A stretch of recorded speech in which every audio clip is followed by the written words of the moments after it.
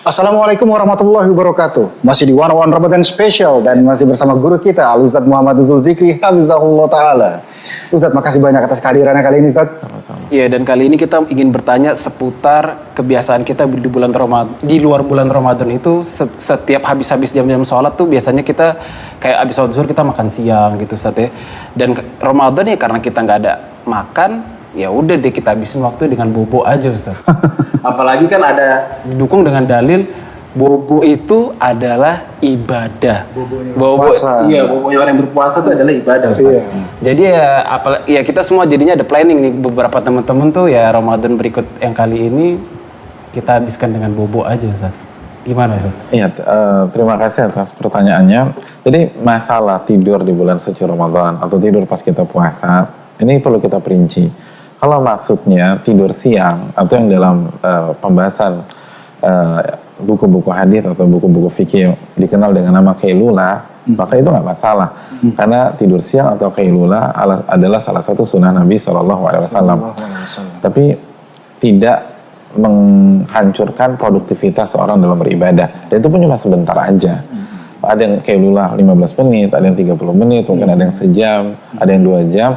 Dan itu membuat orang fresh, khususnya di malamnya nanti. Untuk tahajud, untuk qiyamul lail, untuk baca Quran.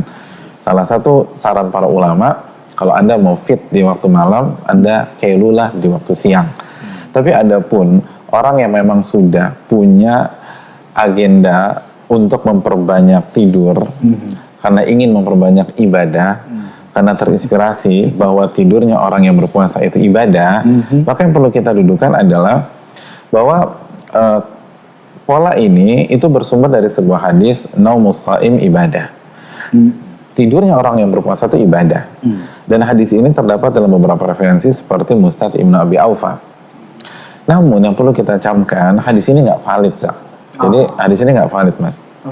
Karena dalam sanadnya ada perawi yang bernama Ma'ruf bin Hasan dan Sulaiman bin Amr. Oleh karena itu tidak bisa dijadikan dalil. Dan otomatis pada dasarnya tidur itu bukan ibadah. Kecuali jika kita tidur dalam rangka sebagai sarana biar fresh. Itu mungkin capek karena malamnya, apalagi 10 malam terakhir kan, pada begadang, pada acara Lailatul Qadar. Nah itu oke lah misalnya tidur agak sedikit lebih banyak tidur di waktu duha atau di waktu siangnya. Tapi pada dasarnya itu bukan ibadah. Oleh karena itu barang siapa yang ingin cari dan ingin nambah argo pahalanya, dia bisa mengarahkan ke ibadah-ibadah lain yang lebih valid. Jadi nggak usah sedih nih gitu loh. Jadi dia nggak usah sedih ketika, aduh gimana dong nanti kesempatan ibadahku hilang nih, ternyata hadisnya nggak valid. Oh enggak, ibadah lain banyak. Contohnya baca Quran, terus contohnya zikir, terus banyak doa pada saat Anda puasa itu diijabah oleh Allah Subhanahu Wa Taala. Dan kita tahu bersama para ulama kita mengkhatamkan Al-Quran berkali-kali di bulan suci Ramadan. Nah kalau misalnya kerjanya tidur, ya nggak mungkin lah.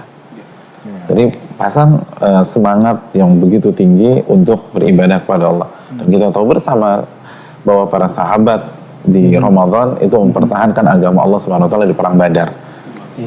Jadi jika 15 abad yang lalu mereka mempertahankan agama Allah di Ramadan di perang Badar, ya kira-kira kan nggak tepat lah kalau kita mempertahankan agama Allah di atas kasur, kan nggak tepat.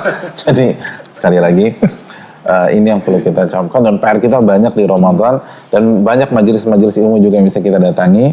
Terus kita bisa jadi panitia bukber untuk anak yatim atau misalnya fakir miskin, terus misalnya orang-orang yang nggak mampu atau orang-orang yang terjebak kemacetan dan traffic di kota besar seperti Jakarta. Masih banyak sekali amalan positif di bulan yang penuh berkah ini. Mungkin itu.